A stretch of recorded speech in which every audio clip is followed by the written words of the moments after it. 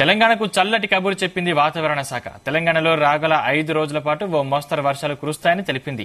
ఉరుములు మెరుపులతో కూడిన తేలికపాటి వర్షాలు కురిసే అవకాశం ఉందని హైదరాబాద్ వాతావరణ కేంద్రం వెల్లడించింది.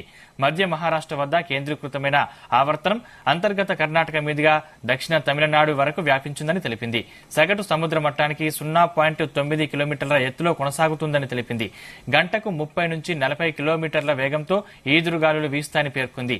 ఈ క్రమంలోనే తెలంగాణలో కింది స్థాయి గాలులు దక్షిణ ఆగ్నేయ దిశల నుంచి వీస్తున్నట్లు తెలిపింది. దీంతో గత 2 రోజులుగా రాష్ట్రంలో ఉష్ణోగ్రతలు తగ్గుముఖం పట్టాయి. 44.5 డిగ్రీల ఉష్ణోగ్రతలు మొన్నటి వరకు నమోదు కాగా ఇవాళ 40 డిగ్రీల ఉష్ణోగ్రత అధికంగా నమోదైంది.